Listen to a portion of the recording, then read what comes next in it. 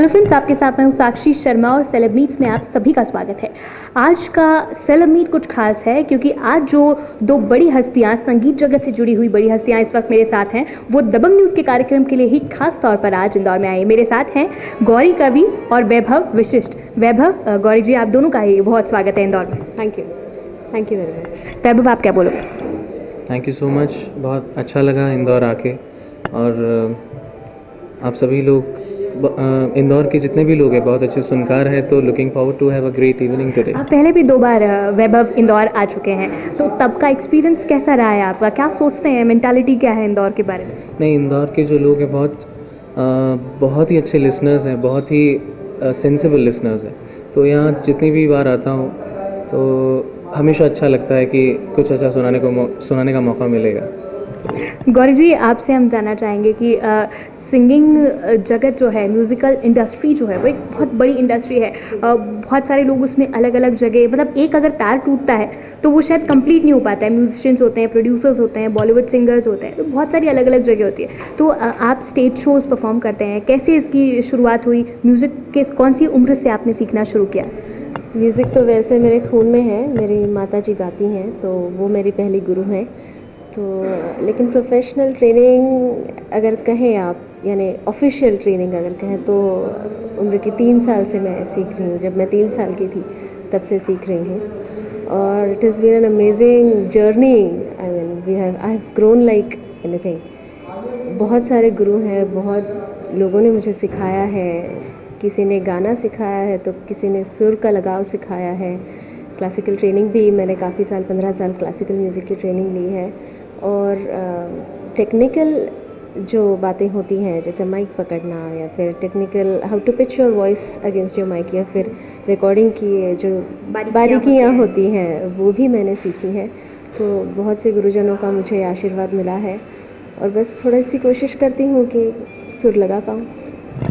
जैसे कि हम जानते हैं कि हर किसी सिंगर का ये सपना होता है कि वो एक ना एक बार बॉलीवुड इंडस्ट्री में गाए, बॉलीवुड में प्लेबैक सिंगिंग करे। लेकिन आपने जब सिंगिंग शुरू करी तो किस मकसद से आपने शुरू करी थी? कि आपको बॉलीवुड की ओर जाना था, आपने सोचा था, नहीं सोचा था, या फिर ऐसा स्टेज परफॉर्मेंस करना, और यही आपका मोटिव रहा है?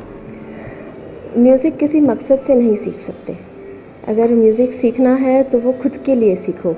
अगर आपको खुद को अपना गाना पसंद आए तो लोगों को बेशक पसंद आएगा, लेकिन यहाँ जाना है, वहाँ जाना है, वहाँ गाना है, इन लोगों के सामने गाना है, ये मकसद रख कर अगर आप सीखोगे तो बस वहीं तक पहुँच सकोगे। अंदर का जो सुर है वो कभी नहीं मिल पाएगा। तो बिना किसी मकसद से सीखो, सिर्फ सुर की आराधना करो और सुर एंजॉय करो। That is the biggest motive. Vaibhav, आपसे भी मैं सेम क्वेश्चन करना चाहूँ, क्योंकि आज की जो यंग जनरेशन है, आप काफ़ी यंग है, तो वो यही सोचती है, मतलब उसका रियलिटी शो में जाना, वहाँ से सीधे बॉलीवुड प्लेबैक सिंगिंग में जाना, यही उसका मोटिव होता है, कोई भी अगर सिंगर है तो। लेकिन आपने क्या सोच के सिंगिंग शुरू करी? नहीं, जैसे गौरी जी ने भी कहा कि हम लोग गाते हैं तो ये सीखते हैं या सीखना शुरू करते हैं तो गाना ये सोच के नहीं करते हैं कि मैं प्लेबैक सिंगर बनना चाहता हूँ इसलिए मैं गाना सीख रहा हूँ। नहीं, हम गाना सीखते हैं अपनी सेटिस्फेक्शन के लिए, कि हम जो सुर लगाए उसको हम खुद पहले एंजॉय कर सकें। हम जिसको बोलते हैं, लता जी आज भी बोलती हैं कि मैं आज भी सच्चे सुर की तलाश में हूँ।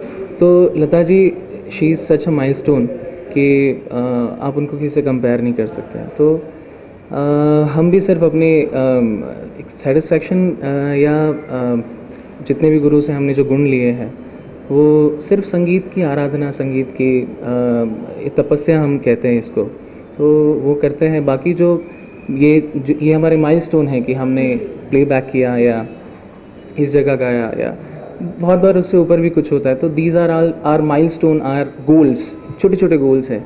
बट फाइनल जो गोल है वो है कि अच्छा गाना, जो लोग, हर एक आदमी अप्रिशिएट करे कि हाँ, ये जैसे लता जी को, रफ़ी साहब को आज भी लोग बोलते हैं कि वो अच्छे गायक हैं, एवरग्रीन है। आज का म्यूजिक शायद थोड़े समय बाद मर जाता है। अभी प्लेबैक तो कितने लोग कर रहे हैं, लेकिन रफ़ी साहब ने प्लेबैक तो किया, बट उन्होंने जो गाया वो एक माइलस्टोन है। जैसे कि अभी एक बात चल रही है गौरी जी, जैसे कि म्यूज़िक जो आज के समय का है वो हम देखते हैं आइटम नंबर्स होते हैं, बहुत पॉपअप सॉन्ग्स होते हैं, पेपी नंबर्स होते हैं, ये बहुत जल्दी बढ़ जाते हैं, 2-4 महीने क्लब पब्स में बजते हैं और उसके बाद शायद किसी को याद भी नहीं रहता है, वैसे ही एक नया नंबर आ जाता है। आप एक सिंगर हैं, काफ़ी मतलब लोहा मानते हैं लोग आपकी आवाज़ का, मतलब काफ़ी गाया है आपने, बहुत जानकार हैं आप, तो क्या मानती हैं आप इस बात से, कितना सहमत है कि वाकई क्या म्यूज़िक की आजकल का जो म्यूज़िक है उसकी लाइफ कम होती जा रही है धीरे धीरे? आजकल music is more visual oriented. आजकल म्यूज़िक देखा जाता है, सुना नहीं जाता। और मैं और वैभव आजकल जो कोशिश करते हैं वो सुनाने की कोशिश करते हैं। आपने देखा होगा हमारे स्टेज परफॉर्मेंसेस पे हम लोग परफॉर्म नहीं करते, हम गाते हैं। जैसे लता बाई आशा बाई जी गाती थी, जो एक जगह खड़े रह के, आशा बाई तो कंधे पे पल्लू लेके कैबरे सॉन्ग गाती थी। So music and expression should be here and should be here and not in your gestures. So music has to be heard and only then it can go to your soul. अगर शांति से meditation के तौर पर अगर music सीखोगे तो it will change you as an individual and it will lead you to a better life.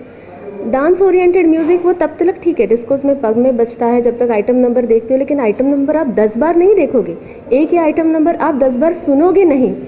लेकिन रफ़ी साहब का कोई गाना है, कैसे कटेगी ज़िंदगी, ये गाना जो उन्होंने गा के रखा है, अगर मैं लता बाई की गाने का मैं नहीं एग्जाम्पल दे रही हूँ बल्कि रफ़ी साहब का देख रही हूँ।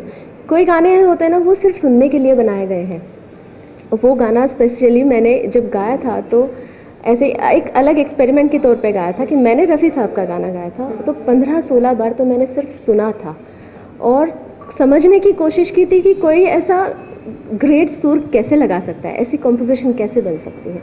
सो we have to go towards that, it should be a journey, music can not be a destination, it has to be a journey. It has to be a journey. मैं आपसे जानना चाहूँगी कि रियाज जो होता है संगीत में, रियाज कितना ज़रूरी होता है और कितने घंटे आप रियाज में दे पाती हैं? इतना बिजी शेड्यूल में स्टेज शोज़ हैं या हमारा ट्रैवलिंग टाइम है, क्या उतना परफेक्ट टाइम आप रियाज के लिए दे पाते हैं? जी, मेरे गुरुजनों ने कहा है मुझे कि एक दिन रियाज ना करो तो खुद को समझता है, अगर 2 दिन रियाज ना करो तो गुरु को समझता है, और 3 दिन रियाज ना करो तो सब लोगों को समझता है।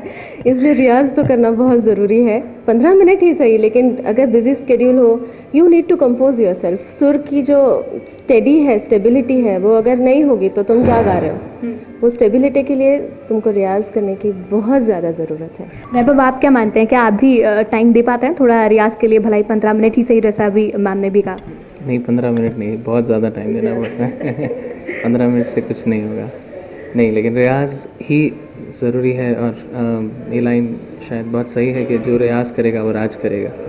तो बिना रियाज के कुछ नहीं है। जो लोग नहीं करते हैं और उनको बहुत ज़्यादा मिल जाता है, बट बहुत कम टाइम के लिए मिल पाता है। तो अगर आपको किसी भी जगह सर्वाइव करना है तो प्रयास करना पड़ेगा, बहुत ज़रूरी है। वैभव, मैंने जितने भी वीडियोस अगर आपके यूट्यूब पे देखे हैं, मैंने उसमें गौर किया कि ज़्यादातर आप जो सॉन्ग्स गाते हैं वो 80s 90s के टाइम पे आता है। जैसे मैंने देखा सबसे ज़्यादा ट्रेंड आपका वीडियो किया खोया खोया चांद वाला, और उसके बाद तुम जो मिल गए हो, ऐसे करके। तो मतलब ये क्या है, आपका लगाव है 80s 90s के म्यूज़िक की तरफ, या फिर मतलब क्या है, ऐसा क्यों है? नहीं, लगाव सभी गानों की तरफ है, बट जो गाने मैं गाता हूँ, जैसे रफ़ी साहब के गाने हैं या महेंद्र कपूर साहब के गाने, तो वो खुद अपने आप में एक इंस्टीट्यूशन है, आपको बहुत कुछ सीखने को मिलता है। कुछ गाने होते हैं आप गाते हैं और कुछ पता भी नहीं होता हमने क्यों गाए, बट वो गाने आप गाते हैं तो आपको हर गाने से कुछ ना कुछ सीखने को मिलता है और बहुत कुछ सीखने को मिलता है। तो इसलिए वो गाने सीख सीख के मैं बड़ा हुआ, सुन सुन के गा गा के मैं बड़ा हुआ, तो बहुत कुछ सीखने को मिला है उन सबसे। वैभव, इंटरनेशनली भी आप लोग अपने स्टेज शोज़ के लिए काफ़ी बार ट्रैवल करते हैं, तो वहाँ के लोगों का रिस्पांस हमारे म्यूज़िक के लिए जो सोलफुल पीसफुल, अभी जैसे लता बाई और रफ़ी साहब के म्यूज़िक की बात हो रही है, उस म्यूज़िक को वो लोग किस तरह से देखते हैं, क्या रिस्पॉन्स देते हैं सुनने के बाद? बाहर के लोग तो मैं बताऊं आपको कि रफ़ी साहब, लता जी, आशा जी और ये म्यूज़िक को स्पेशली पागल हैं वो इन गानों के पीछे, और they really love this music specially. और हमारा म्यूज़िक सच में इतना रिच है कि वी फील प्राउड कि हम यहाँ से बिलोंग करते हैं। तो और जहाँ भी बात आती है, अब बाहर, इंडिया से बाहर जाके एक गाना कोई रफ़ी साहब का, लता जी का गा दीजिए तो ऑडियंस में हर आदमी जो बैठा है वो आपके साथ गाता है। तो everybody remember that song, everybody loves that song, so that's a big thing. आपका इस बारे में क्या कहना है मैम कि आप भी जब जाती हैं बाहर कभी इंटरनेशनली, तो आप कैसा रिस्पॉन्स देखती हैं वहाँ पे क्राउड में? जो कुछ माइग्रेंट्स भी होते हैं यहाँ के, कुछ वहाँ पे इंडियन ही होते हैं जो वहाँ जाके सेटल हुए होते हैं, और कुछ वहाँ के लोकल लोग होते हैं, तो कौन होते हैं जो सबसे ज़्यादा हमारे इंडियन म्यूज़िक को इन्जॉय करते हैं? जी, हमारे गाने तो है जैसे आपने कहा कि 70s 80s और 90s भी नहीं, it was late 80s, not even early 90s। So लेकिन 40 के दशक से जो गाने शुरू आते आ रहे हैं, you can connect to those songs. तो एक जो धागा जो सब लोगों के बीच में है, जो म्यूज़िक एंजॉय करते हैं, वो पुराने फिल्मों का है, लेकिन फिल्म की सिचुएशन किसी को याद नहीं रहेगी, लेकिन वो गाना याद रहता है क्योंकि वो सुर छू गए होते हैं कहीं। तो अपनी जनरेशन, इंडिया में गाओ या बाहर गाओ, it is the same everywhere. अभी मैं बैंगलोर गई थी, वो तो ये लास्ट ही संडे गई थी। सो कांटों से खींच के आ चलिए गाना मैंने कम गाया और ऑडियंस ने ज़्यादा गाया। Exactly. So it's a connect, या they really enjoy and we also enjoy of course. हाँ मैम, जाते जाते मैं आपसे ये भी पूछना चाहूँगी कि क्या कभी ऐसा हुआ कि बॉलीवुड से कभी आपको कोई ऑफ़र आया हो? ऐसा कुछ कभी हुआ, किसी ने ऑफ़र किया आपको आया कुछ? था, बहुत दिनों पहले आया था, लेकिन उसमें कोई दम नहीं था क्योंकि दे लाइक हम लोग गाना आपका सुनेंगे एंड देन देखेंगे, फिर प्रोड्यूसर को पसंद आए तो कहेंगे, और गाना फिर उन्होंने मुझे सुनाया तो मैंने कहा माफ़ कीजिए भैया, मैं नहीं गाना चाहती आपके साथ। सही बात है, जैसे कि आपने कहा म्यूज़िक मकसद नहीं है, इसको कनेक्ट करना है, वो आप स्टेज से भी कर सकते हैं। वैभव, क्या आपके साथ ऐसा हुआ कभी? अभी ऑफर्स आते रहते हैं क्या आपको? नहीं, मैंने गाया भी है। एक फिल्म आई थी अभी, लॉर्ड ऑफ सिग्नापुर, तो उसमें मैंने सुखविंदर सिंह जी के साथ में गाया था। 2 गाने हैं मेरे उसमें। फिर क्या गाया था? 4 लाइन गुनगुना के सुना दीजिए। वो मराठी में था गाना। हाँ।